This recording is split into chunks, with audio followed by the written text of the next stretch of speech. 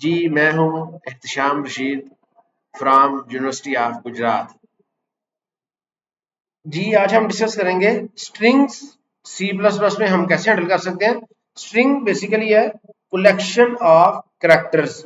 हमने जो basic data types देखी है इंटीजर, कैरेक्टर, फ्लोट, इनमें से जो कैरेक्टर डेटा टाइप है ये यूज होता है सिंगल कैरेक्टर को इनपुट करने के लिए और उसको मैनिपुलेशन करने के लिए। तो जब हम स्ट्रिंग कैरेक्टर का अरे बनाएंगे तो उसे हम स्ट्रिंग कहेंगे। तो आइए चलते हैं कंप्यूटर की स्क्रीन पे और देखते हैं कि हम इसको कैसे हैंडल कर सकते हैं। जी ये हमने एक सिंपल सा प्रोग्राम लिखा है। इसमें सबसे पहले हमने एक कांस्टेंट बनाया है जिसकी वैल्यू है 80। इसके बाद हमने एक स्ट्रिंग कैरेक्टर अरे बनाया है। अब इसका जो साइज है वो है मैक्स, यानी कि जो वैल्यू 80 मैक्स की है 80 वही साइज इसका है। इसके बाद हम एक इनपुट ले रहे हैं यूजर से और उसके बाद हम उसको शो करवा रहे हैं, आउटपुट में शो करवा रहे हैं। अब ये बैकएंड पे हम इसको कैसे हैंडल करते हैं, इसको इस तरह हैंडल किया जाता है। ये अगर आप देखें इस इमेज से आपको आइडिया होगा, जो भी आप इनपुट करेंगे रे की सूरत में इनपुट होगी और लास्ट पे बैकस्लैश जीरो जो है ये ऑपरेटिंग सिस्टम ये खुद इंसर्ट करेगा। ये बेसिकली टर्मिनेशन है स्ट्रिंग का। इससे कंपाइलर को पता लग जाएगा कि स्ट्रिंग यहाँ पे टर्मिनेट हो गई है। अब ये इनपुट कहाँ हो रही है, ये मेमोरी के अंदर एक स्पेशल एरिया होता है जिसे हम बफर कहते हैं। जो इनपुट करते हैं आप वो बफर के अंदर स्टोर होती है। तो आपने अक्सर सुना होगा बफर ओवरफ्लो। ये जो एरर होती है अगर आप कोई ऐसी इनपुट या ऐसा डेटा प्रोवाइड करते हैं जो बफर का साइज से बड़ा होता है तो फिर बफर ओवरफ्लो की एरर जो है ना वो आ सकती है। बफर का जो साइज है ये डिपेंड करता है काफी चीजों पे, जिसमें आपको ऑपरेटिंग सिस्टम है, कंपाइलर है, इनकी जो रूटीन है जो आप इनपुट आउटपुट कर रहे हैं। और ये कंपाइलर नॉर्मली सफिशिएंट इसका साइज होता है, आप इसके अंदर इनपुट कर सकते हैं। और ये बैक स्लैश जीरो ये इंडिकेट करेगा कि यहाँ पे हमारी जो स्ट्रिंग है वो क्लोज हो रही है।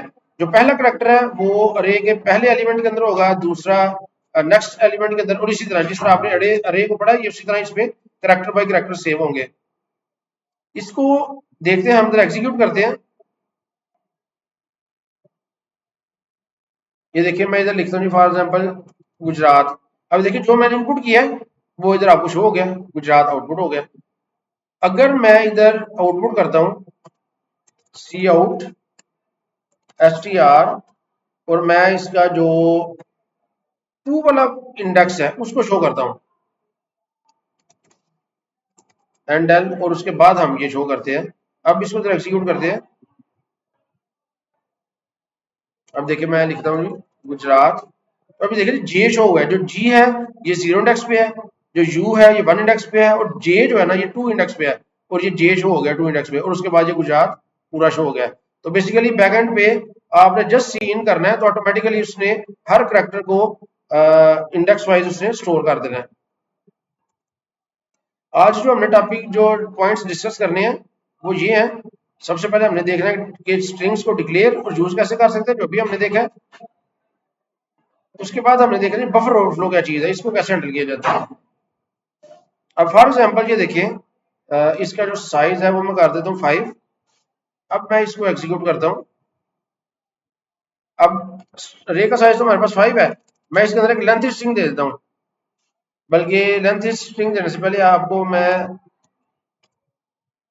ये लिख के, ये देखें अगर मैंने ए लिखा है और मैंने ये जब प्रोग्राम खत्म हुआ तो क्या है आपके सामने प्रोसेस रिटर्न जीरो। जब भी जीरो रिटर्न होता है इसका मतलब है कि हमारा जो प्रोग्राम है वो सक्सेसफुली एग्जीक्यूट हो चुका है। ये ऑपरेटिंग सिस्टम के लिए मैसेज होता है। ये जो हम एंड पे लिखते हैं ना रिटर्न जीरो, ये return zero basically operating system के लिए मैसेज है कि हमारा प्रोग्राम सक्सेसफुली एग्जीक्यूट हो गया और टर्मिनेट हो गया। अब ये देखिए जी मैं इसको एग्जीक्यूट करता हूँ, इसकी जो लेंथ 5 है मैं इसको एक लेंथ स्ट्रिंग दे देता हूँ और मैंने इनपुट किया है। अब ये देखें इनपुट मैंने कंप्लीट कर लिया है, लेकिन ये जब टर्मिनेट हुआ है तो क्या मैसेज आया, प्रोसेस रिटर्न। अब ये देखें एक रैंडम नंबर है। इसका मतलब है कि हमारा जो प्रोग्राम है वो सक्सेसफुली एग्जीक्यूट नहीं हुआ। ये बेसिकली बफर ओवरफ्लो आ गया कि हमारे पास जो साइज है मेमोरी का वो छोटा था, डेटा हमने बढ़ा दे दिया है, तो यहाँ पे एरर आ गई है। अगर ये सक्सेसफुल एग्जीक्यूट होता तो यहाँ पे आता प्रोसेस रिटर्न जीरो। तो जब जीरो नहीं हुआ तो इसका मतलब है कि यहाँ पे एरर है। ये देखिए इधर पीरियड हाईलाइट हो गया, इसका मतलब है प्रोसेस सक्सेसफुल एग्जीक्यूट नहीं हुआ। तो हुआ क्या है, हमारा जो अरे का साइज है वो 5 है, जबकि जब हमने जो इनपुट प्रोवाइड किया है वो ज्यादा वो करेक्टर्स की कर दी है। इसको इस प्रॉब्लम को हैंडल करने के लिए हमारे पास एक फंक्शन है सेट डब्ल्यू। हम विड्थ सेट कर सकते हैं कि भाई इतनी जो विड्थ है उसी के अंदर जो इनपुट की है करेक्टर्स है वो हैंडल कर लो, बाकी के जाया कर दो। अब सेट डब्ल्यू के लिए मुझे हेडर फाइल इंक्लूड करनी पड़ेगी, उसका नाम है IO manip. IO means input output, manip means manipulation. Input output manipulation करने के लिए मैंने अब ये जो सेट डब्ल्यू का फंक्शन है ये यूज करना है।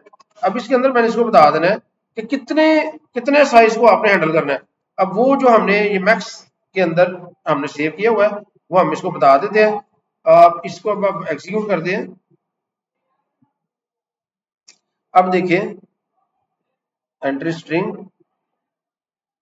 सी इन, हाँ सेट डब्ल्यू हमने लिखा है और इसके बाद हमने इनपुट भी तो करना था, एस टी आर को इनपुट भी करना है, तो ये हमने विड्थ सेट की है। अब इसके बाद ये वेरिएबल है जिसको हमने इनपुट करना है। तो इसको जब हम एग्जीक्यूट करते हैं देखिए अब हमने एक लेंथी स्ट्रिंग दे दी। अब देखिए मैंने ये एंटर किया है तो प्रोसेस रिटर्न 0, सक्सेसफुल एग्जीक्यूट हो गया, कोई एरर नहीं आई। लेकिन सेव कितना हुआ है 5 कैरेक्टर। अब आपको स्क्रीन पे तो 4 नजर आ रहे हैं, ए एल के जे। तो बेसिकली जो 5वां कैरेक्टर है वो है बैक स्लैश 0। मैंने आपको बताया था ना कि तमाम जो स्ट्रिंग्स हैं वो टर्मिनेट होती है या खत्म होती है बैक स्लैश 0 पे, ये ऑपरेटिंग सिस्टम ऑटोमेटिकली ऐड करता है। तो चूंकि अरे का साइज 5 है तो 5 उसके अंदर स्टोर है, 4 कैरेक्टर और 5वां टर्मिनेशन। तो अब हमारे प्रोग्राम में एरर कोई नहीं आई। तो बफर ओवरफ्लो से बचने के लिए आप सेट डब्ल्यू का जो फंक्शन है वो यूज कर सकते हैं। इसके बाद हमने देखा है स्ट्रिंग कॉन्स्टेंट्स। स्ट्रिंग कॉन्स्टेंट्स हम कैसे यूज कर सकते हैं? फॉर एग्जांपल मैं कोड स्ट्रिंग बना लेता हूं इधर, कैरेक्टर स्ट्रिंग str2। अब आपने एम्प्टी ब्रैकेट्स लगानी है और डबल कोट्स में आपने कोई वैल्यू दे दी है, for example university of Gujarat, मैं इधर दे देता हूं।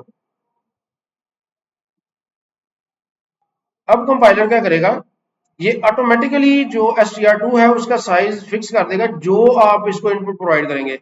अब अगर हम इसको कमेंट कर दें,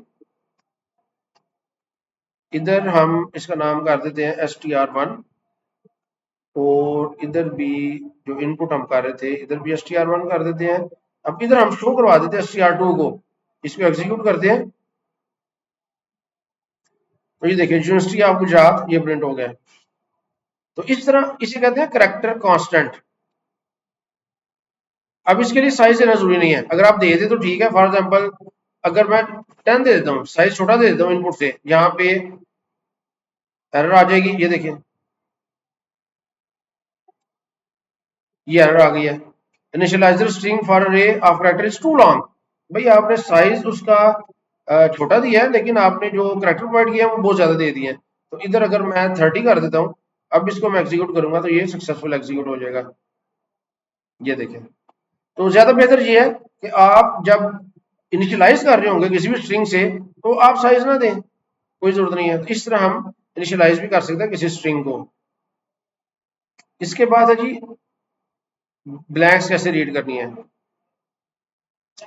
अब ये देखें जिसको मैं दोबारा अनकमेंट करता हूं, अब मैं स्ट्रिंग 1 को रीड कर रहा हूं, अब सेट डब्ल्यू की हमें जरूरत नहीं है, इसको मैं रहने देता हूं और इसका साइज मैं 80 कर देता हूं, अब हमें जरूरत नहीं है। अब इसको मैं एग्जीक्यूट करता हूं। अब देखिए मैं इधर लिखता हूं university of Gujarat, you entered university of Gujarat. अच्छा सॉरी, हमने स्ट्रिंग 2 को आउटपुट किया है जबकि हमने इनपुट किया स्ट्रिंग 1 को। इसको मैं इधर से स्ट्रिंग 1 कर देता हूं। अब इसको दोबारा एग्जीक्यूट करें, फॉर एग्जांपल इधर मैं लिख देता हूं आई एम हैप्पी। अब ये देखिए सिर्फ आई शो हुआ है।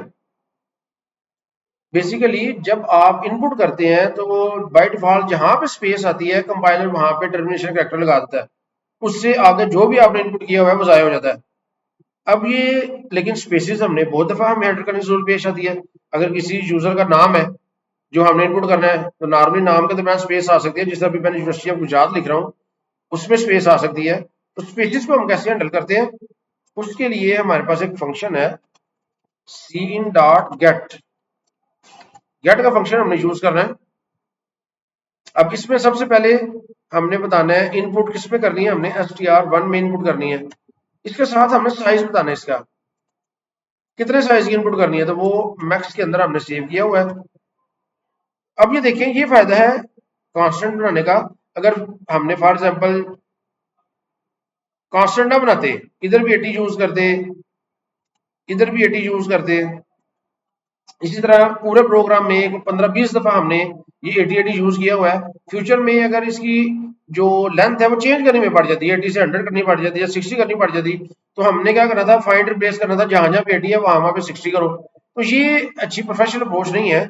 उसकी बजाय ये प्रोफेशनल अप्रोच है कि आप एक कांस्टेंट बना लें। अब अगर आपने इसको चेंज करना है, इधर आप 100 कर दें, या अगर आपने 60 करना है तो इधर 60 कर दें। पूरे प्रोग्राम में आपको इसके अलावा कोई चेंज नहीं करनी पड़ेगी। तो ये सीन डॉट गेट, मैंने स्ट्रिंग जिसमें इनपुट करना है और साथ उसका मैक्सिमम साइज।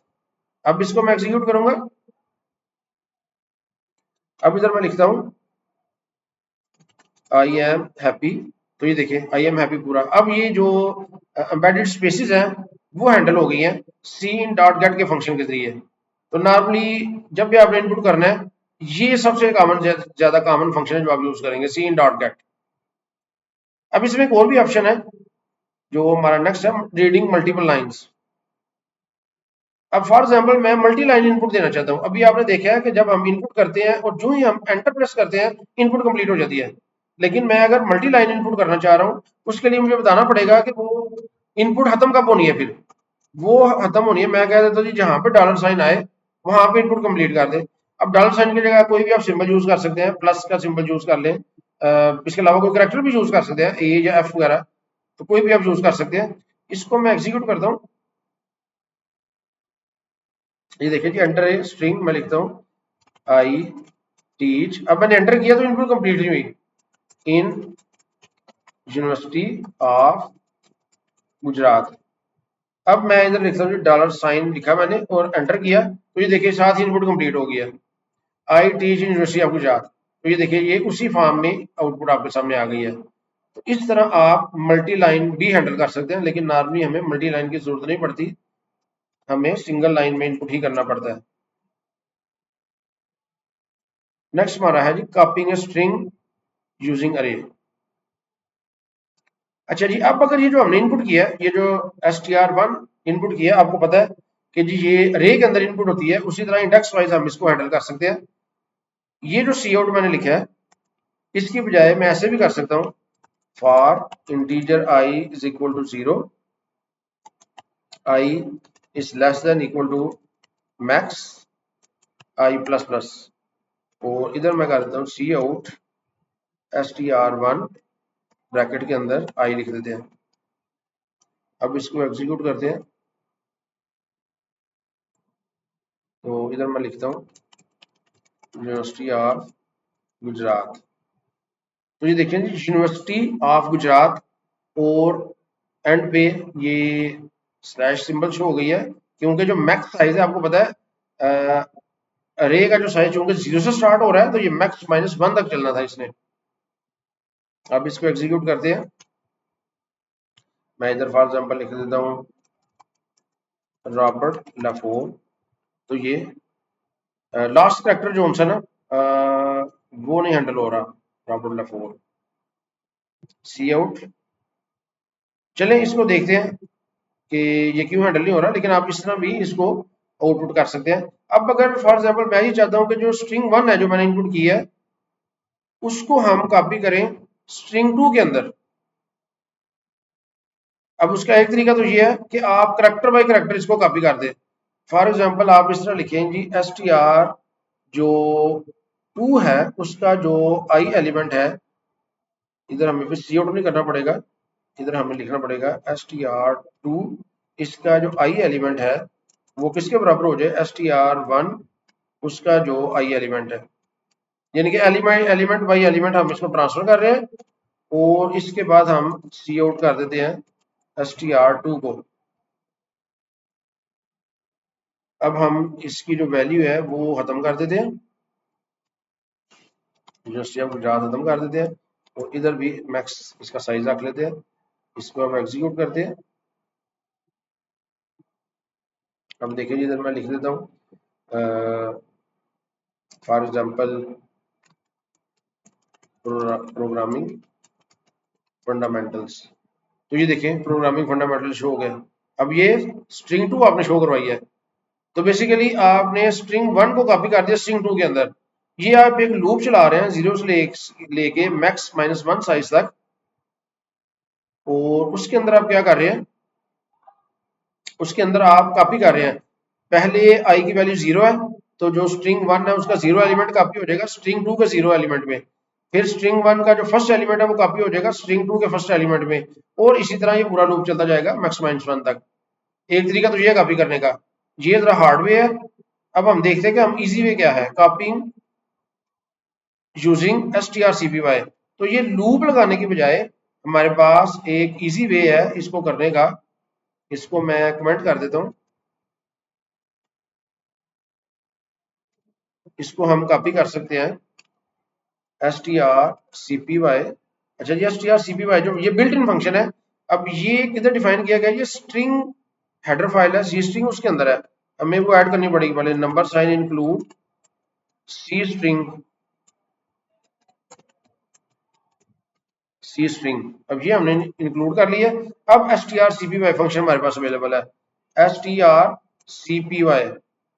अब इसको आपने दो पैरामीटर्स पास करने हैं। ये देखिए यूं ही आपने ब्रैकेट लगाई है तो यार थोड़ी सी हेल्प आपको सामने आ गई है। करेक्टर स्टार मींस कि ये अरे है, ये डेस्टिनेशन का है। डेस्टिनेशन आपने पहले लिखना है वेरिएबल जिसमें आपने कॉपी करनी है, उसके बाद आपने सोर्स वेरिएबल का नाम लिखना है। तो हम कॉपी करना चाह रहे हैं str2 में, कॉमा लगा के जो हमारी सोर्स है वो क्या है str1। तो इस तरह हम इसको कॉपी कर सकते हैं। अब हम इसको अगर एग्जीक्यूट करते हैं तो इधर मैं लिखता हूं for example object oriented programming. तो ये देखें ये ऑब्जेक्ट ओरिएंटेड प्रोग्रामिंग उसमें कॉपी हो गया। अगर मैं इसको कॉपी नहीं करता तो फिर इसको शो करवाते हैं, तो देखते हैं इसमें क्या है। एंटर स्ट्रिंग मैं कोई भी एंटर कर देता हूं। अब ये देखिए कुछ भी शो नहीं हुआ, स्ट्रिंग 2 के अंदर कुछ भी नहीं है। तो strcpy आज के बाद आपने याद रखना है, स्ट्रिंग को कॉपी करने के लिए हमने ये strcpy फंक्शन यूज करना है। नेक्स्ट है हमारे पास अरेज ऑफ स्ट्रिंग्स। जी, इसको समझने के लिए मैं एक प्रोग्राम लिखता हूं, फिर हम उसको डिस्कस करते हैं। जी ये देखिए एक प्रोग्राम लिखा हमने। अब इसके अंदर दो कॉन्सेप्ट हमने बनाया है। एक का नाम है डेज, इसकी वैल्यू 7 है, और एक है मैक्स, इसकी वैल्यू 10 है। बेसिकली हम क्या करना चाह रहे हैं कि डेज ऑफ वीक इन सबको हम सेव करना चाह रहे हैं। अब ये देखिए हमने एक 2 डायमेंशनल अरे बनाना है। 2 डायमेंशनल, ये नंबर ऑफ रोज है, रोज हमारे पास 7 है, ये नंबर ऑफ कॉलम्स है मैक्स। अब हर रो में जो कॉलम है उसकी जो स्ट्रेंथ है मैक्सिमम 10 हो सकती है। तो हमने अब इसको इनिशियलाइज कर दिया संडे मंडे ट्यूसडे। अब इसको शो हम कैसे कर रहे हैं, हम एक लूप चला रहे हैं 7 तक, for integer j is equal to 0, j is less than days. जब तक वो डेज से छोटा है लूप चलता रहेगा। अब सी आउट, अब ये देखिए ये जो स्टार के नाम से आपने अरे बनाया है, इसका जो जे है, जे मीन शुरू में इसकी वैल्यू 0 होगी। तो जब आप 0 लिखेंगे तो जितने इसके कॉलम है वो पूरे कॉलम, जब आप उसके कॉलम का इंडेक्स नहीं देंगे तो जितने भी कॉलम्स होंगे वो सारे प्रिंट हो जाएंगे। इसको हम एग्जीक्यूट करते हैं तो ये देखिए संडे मंडे ट्यूसडे।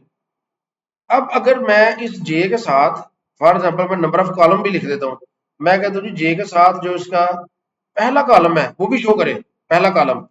अब इसको मैं एग्जीक्यूट करता हूं तो अब जो पहला पहला करेक्टर है वो शो हो गया है। अच्छा सॉरी 1 लिखा ना आपने, तो ये दूसरा करेक्टर शो हुआ है। 0 लिखा तो पहला करेक्टर शो होना था। Sunday S U, you show हो गया। मंडे का एम ओ, इधर ओ शो हो गया। ट्यूसडे टी यू, तो इसका यू शो हो गया। अगर मैं इसका पहला करेक्टर मैंने शो करना था तो मैंने इधर 0 लिखना था। अब इसको एग्जीक्यूट करते हैं तो अब ये देखिए पहला पहला करेक्टर जो है ना वो शो हो गया। इसी तरह आप इधर अगर 5वां करेक्टर शो कर रहे हैं, लेकिन अगर मैं इधर कुछ भी नहीं लिखता तो फिर जितने कॉलम है वो सारे प्रिंट हो जाएंगे। इसको जब मैं एग्जीक्यूट करूंगा तो ये देखें ये सारे सारे प्रिंट हो गए हैं। तो मेमोरी में बैकएंड में बेसिकली इस तरह ये इसके अंदर डेटा सेव है। ये देखें ये इस तरह सेव है कि ये 7 इसकी रोज है और 10 जो है ना वो कॉलम्स हैं। तो इस तरह संडे और एंड में बैक स्लैश 0 ये सेव है। ये मंडे और इधर भी बैक स्लैश 0 जो है वो सेव है। तो जिस तरह आप रे को हैंडल कर सकते हैं रो और कॉलम के जरिए, इसी तरह आप इधर भी हैंडल कर सकते हैं। तो ये था हमारा last topic arrays of string. तो उम्मीद है आपको चीज़ों की समझ आ रही होगी। शुक्रिया।